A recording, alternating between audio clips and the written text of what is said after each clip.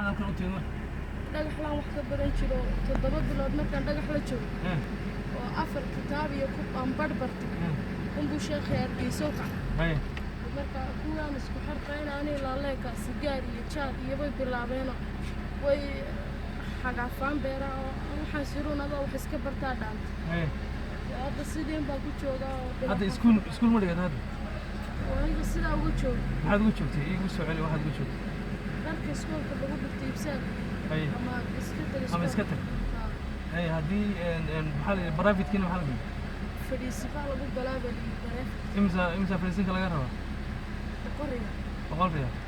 dharka la xidhana imsa lagu gataa dharka xagee yaa hay ma hayaan dukaamada masha dhow baa lagu yaa hay suuqa lagu marka iskuulka haddii dharka lagu gado boqolka fadhiisinkana laga bixiyo iskuulka dugsi waa dhigan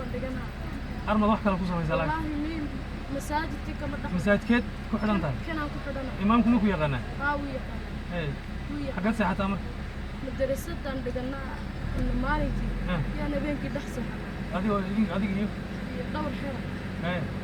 cuntada xagee ka cuntaa cuntada marna waan helaa marna waan waayay hadee waa seed marka haddaad cuntadiiba haddaad haynin seed iskuul ku aadaysaa haddii dharka lagu gado waan iska dhigano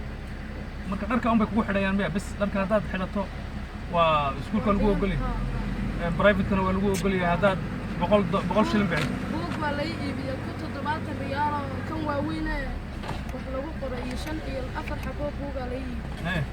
oo gal sheekha shariifka iibiyo gal hadda bil ka bacdi haddaan ku soo noqdo adigoo iskuulka dhiganayo oo madrasada dhiganayo muxuu ahaa private dhiganayo miyaan ku arki doonaa wallahi billahi masaajidka وديارك ما هيسان دركا يونيفورم كأرديد وهي حدان marka ma taqaana inta lagu gado suuqana lagu gado hadaan ku gado waa digan Soomaa wallahi billahi waan digan soo ful gaari